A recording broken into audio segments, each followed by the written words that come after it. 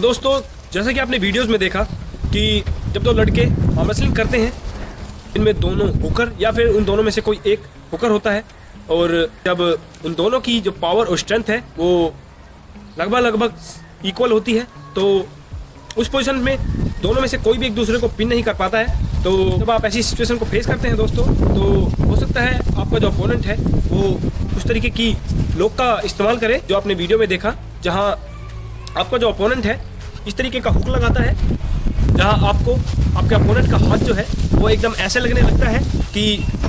उसका जो हाथ जो है यानी वो जम सा गया है, और उसे पिन करना आपको लगभग इम्पॉसिबल लगता है। आपका बैक प्रेशर और आपका जो हुक की पावर है वो बिल्कुल वहाँ आपकी काम नहीं आती है। तो आज की वीडियो में यही बताने वाले हैं दोस्तों कि इस हुक से आप डिफेंस कैसे करें और इस हुक को ओपन कैसे करें, यानी इस लॉक को आप ओपन कैसे करें और कैसे अपने अपोनेंट को इस पोजीशन से पिन करें। तो आज की वीडियो में यही होने वाला है, तो चलिए वीडियो को शुरू करते हैं। तो स्वागत है दोस्तों आपका हमारे आयन नाम यूट्यूब चैनल पर। मेरा नाम है संजू और ये मेरा भाई नवीन। तो दोस्तों आज हम आपको बताने वाले हैं कि how to defence from this position, जिसमें कि आपको अपने अपोनेंट का लॉक खोलना होता है। दोस्तों जब आप किसी ऐसे अपोनेंट के साथ आर्म रेसलिंग करते हैं जिसका वेट और पावर और स्ट्रेंथ आपके अप्रोक्सीमेटली सेम होती है, तो उस पोजीशन में दोस्तों जब आप आर्म रेसलिंग करते हैं तो दोनों में से पॉसिबल होता है कि दोनों में से कोई भी पिन नहीं कर पाता। ज़्यादातर जब दोनों हुकर होते हैं या कोई एक जो है वो हुकर होता है, तो दोनों में से कोई भी एक दूसरे को पिन नहीं कर पाता, तो आपका अपोनेंट जो है वो इस तरीके के हुक लॉक का इस्तेमाल कर सकता है, जहां वो आपको पिन करने की कोशिश तो नहीं करता पर अपने आप को इस तरीके से डिफेंस करता है कि आपको लगभग इम्पॉसिबल लगने लगता है आपका अपोनेंट के हाथ को पिन करना। यानी वो एक तरीके से अपने जॉइंट का इस्तेमाल करता है, जहाँ वो तो कहीं ना कहीं रेस्ट ले लेता है पर आपकी जो पावर है वो कंटिन्यूसली लगती रहती है और आपकी स्ट्रेंथ डिक्रीज होने लगती है, तो जिससे आपके हारने के साथ वो बढ़ जाते हैं। तो इस पोजीशन से बचा कैसे जाए दोस्तों,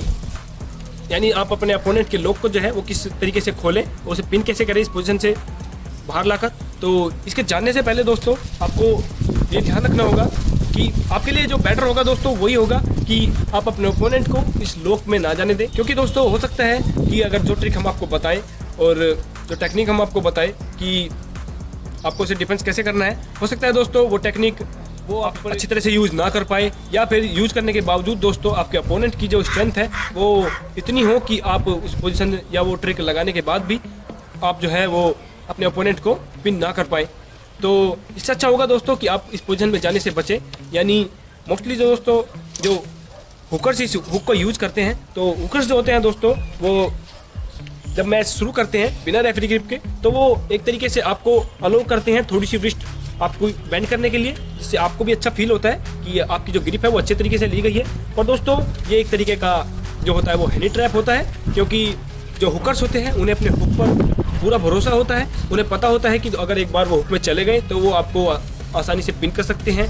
या फिर अपने आप को अच्छी तरीके से डिफेंस कर सकते हैं। जब भी दोस्तों आप किसी हुकर्स के साथ मैच करें तो आपको समझना चाहिए कि आपको जो दिया जा रहा है एक तरीके का हैंड ट्रैप है, यानी आपको जो ना तो अपनी विस्ट एक तरीके से पहले मोड़नी है और ना ही उसे मोड़ने देनी है, क्योंकि जब आप अपनी विस्ट मोड़ते हैं तो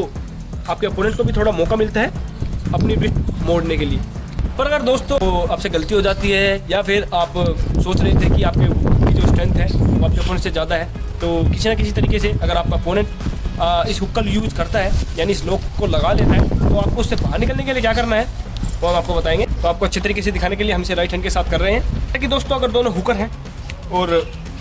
दोनों की स्ट्रेंथ है जो लगभग इक्वल है, मान लिया कि मैं जो है वो इस हुक का इस्तेमाल करता हूँ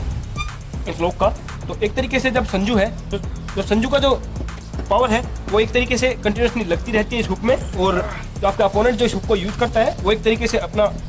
जो जॉइंट स्ट्रेंथ का यूज़ करता है, क्योंकि इसके बाद दोस्तों वो आपके अपोनेंट की एक तरीके से हेल्प करने लगती है। और इसीलिए दोस्तों आपको लगता है क्योंकि अपोनेंट का हाथ जो है वो एक तरीके से जम सा गया है और उसे पिन करना जो है लगभग इम्पॉसिबल है। इसमें दोस्तों आपको करना क्या है, या तो दोस्तों आप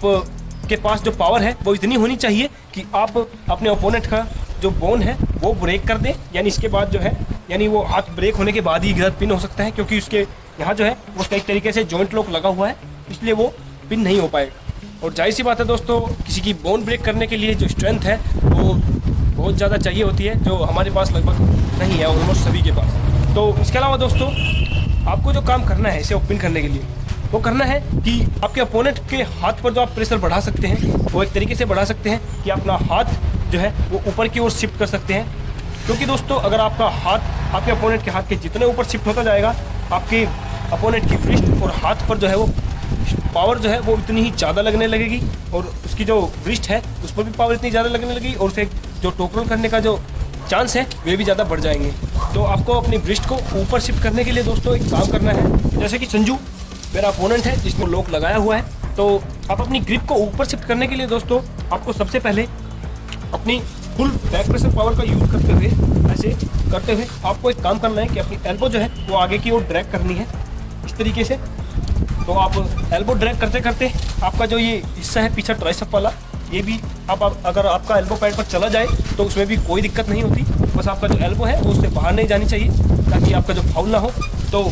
जैसे जैसे दोस्तों आप अपनी एल्बो को आगे की ओर ड्रैग करेंगे तो आपके जो प्रेशर है वो ऊपर की ओर बढ़ने लगेगा, और आपके अपोनेंट की फिंगर्स पर जो है वो प्रेशर बहुत ज़्यादा बढ़ने लगेगा, और आपकी जो ग्रिप है वो आगे की ओर शिफ्ट होने लगेंगी इस तरीके से। जिसके बाद दोस्तों उसे टोकरोल करते हुए उसे हटा सकते हैं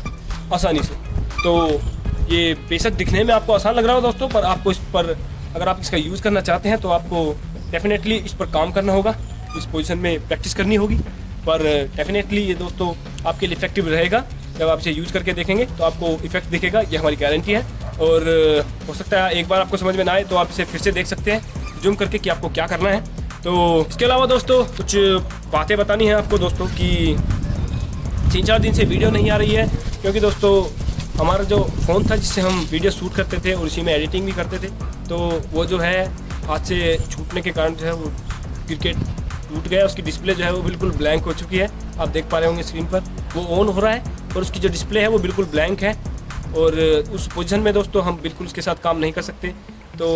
इसीलिए दोस्तों वीडियो जो है वो 2-3 दिन लेट हो गई। तो अब जो वीडियो हम शूट कर रहे हैं वो एक हमारे पास पुराना कैमरा है, निकॉन का, हमारे भैया ने वो हमें दिया था, तो उसके साथ हम पहले शूट नहीं करते, क्योंकि दोस्तों इसके साथ भी प्रॉब्लम है, क्योंकि इसकी जो बैटरी है वो बहुत ही ज़्यादा जल्दी डेड हो जाती है, डाउन हो जाती है। तो जैसे तैसे करके हमने ये वीडियो शूट कर रहे हैं। तो अगर कुछ एडिटिंग में प्रॉब्लम हो, क्योंकि दोस्तों अब एडिटिंग जो है वो भी हमें लैपटॉप में करनी पड़ रही है और उसमें सीखने में थोड़ा टाइम लगेगा, तो अगर आपको एडिटिंग में या फिर क्वालिटी में कुछ भी डिफरेंस दिखे, अच्छा या बुरा, तो हमें ज़रूर बताइएगा, हम उसे सुधारने की कोशिश करेंगे। तो आज की वीडियो में यही था दोस्तों। अगर वीडियो अच्छी लगी हो तो वीडियो को लाइक कीजिए और चैनल को सब्सक्राइब कीजिए, और मिलते हैं आपको अगली वीडियो में। तब तक के लिए स्टे ट्रेनिंग, स्टे स्ट्रॉन्ग।